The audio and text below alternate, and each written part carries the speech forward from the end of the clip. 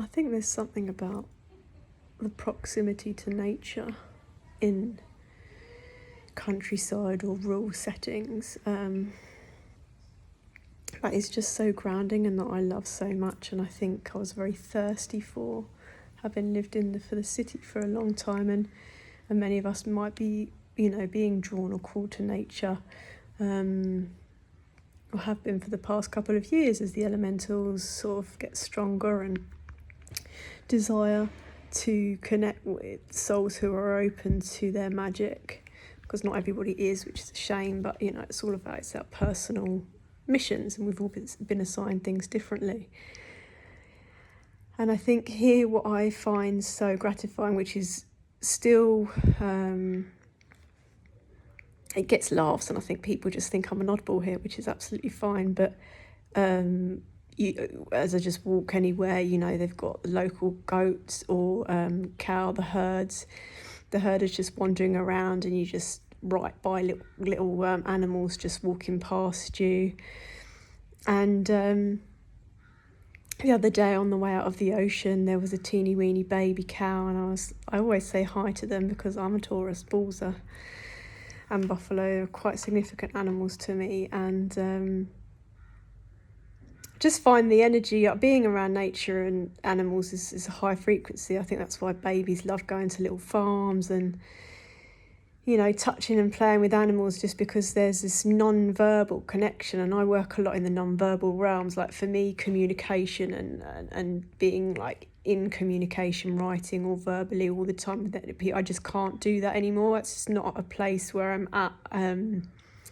I can do it if I force myself, but having learnt about this extroverted introvert version of me, is I really like being non-verbal, and that's where the headphones come sometimes, or just being in environments that are generally slower and quieter, because words just can skew energy up sometimes, and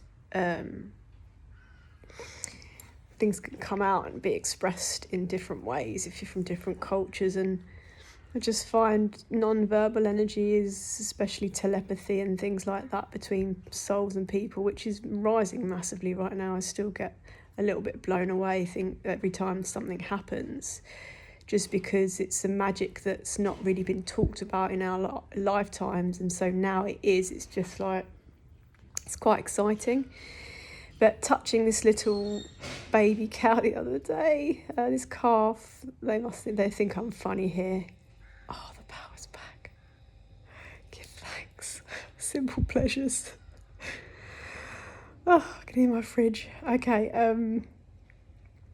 was just so magical, and this tiny little calf was so curious. And then there's been some other moments with I was just by the water today, and the winds were really up and the hawks were out. I actually think I saw an eagle, because 3 of them were the same and they'd had the same tail, and then one of the birds, but I didn't have binoculars or like my glasses on, I think it was an eagle, and they were just like diving into the thermals. It was incredible. But as I walked into that park, a goat had just I saw the cows and I saw the herders like there, and I was like, Jamba. And I could hear this tiny little one bleating. I think you call it bleating. Just the baby goat was making a noise. And then I saw the mum, and he was like, didn't want the herder to hold the baby. And then I saw the placenta hanging out of the mum, and I was like, oh my gosh, she's just been born. I've just walked into it, felt like the nativity scene, like this baby goat had just been born, and it was like this caramel cutie colour. And there's nothing that can replace that feeling for me, and for many of us, just connections to animals. I've got a few, it's so many cats here, it's quite amazing. I love dogs too, but cats present different aspects that we can learn from and see. And I just like animal friends. And people say, people that have gone through trauma, tend to like spending more time with animals as opposed to people, and there is a level of that. It's just like, being over the drama, being over gossip, being over people's bullshit, being over projections of others, which a lot of the people that we gravitate towards once we start to heal, they're also addressing their own wounding. Like, nobody's perfect, and we're all out here to support each other. But still doesn't mean that if we're deeply sensitive beings that we can do it all the time and can interact all the time. I think sometimes the path of this, like a solid, like lone wolf, is the wolf is part of a pack, but the independence and sort of solitary moments are quite sacred, and especially around like a fast. I did a 3-day one this time, which I was going to start. I thought it was going to be 24, 48 hours, but maybe it's a serious gateway that's opening, but I just felt called to, and I just broke 72 hours with some divine food. I just in those moments of solitary reflection, your body and your mind go through so many things, as like loads of us know, when we're fasting or when we just have time out. Some 606, some people might call it retreats, some people might call it holidays or breakaway, but I love the intimacy of silence and just physicality rather than words and texting and screens and all of this stuff all the time. And whenever I feel overwhelm, those moments with nature are beautiful. And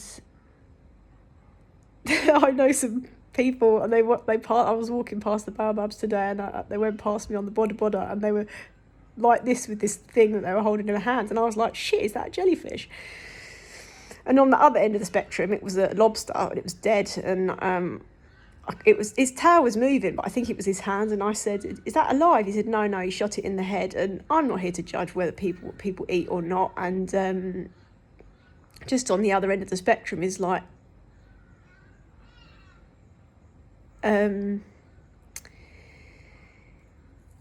being close to nature, preferably alive. And the grasshoppers were out today, big time.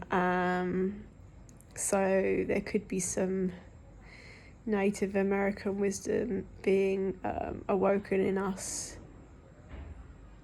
and some of the rainbow prophecy stuff. But anyway, it's getting a bit higgledy-piggledy, and I didn't come on for that. I was just sort of thinking stuff when the power was out. But I think why I love it is because when you look out your window, this is why I don't really like being on a compound, but you look out your window and you've got like goats walking past or cows walking past, or the sound of all the chickens and the animals, and it's just really quite magical. It's like being on I feel a bit like I'm Babe the pig, on the farm. And I'm not on a farm, I'm in a town, a small village. I'm not off grid or anything, so there's still access to like running things and bits and bobs, even though the power's out now. Anyway, I'm rambling, but I just want to say that I honour anybody else who moves through solitary moments, fasting, vocalising their needs, boundaries. I think it's really important, because there is a lot of energy and people still don't really get it when you say you're sensitive or you're a healer and you can feel the energies in others. You don't get it. So if we keep having to repeat ourselves, then I trust that behaviour can change from that, because where we're moving to is not about words, really. Like, of course, it's about better communication and improved relationships, because a lot of us coming back to community and sharing and loving in ways, but still, it's the wolf pack, the pride of lions. Sometimes they do move away from each other and come back together when someone's out on a hunt, or when someone's, looking after the babies and bits and bobs. So without this getting too abstract, just want to say, give thanks to nature, and she always helps me come back. And I love touching animals, and I trust that we can find love and healing with the animals.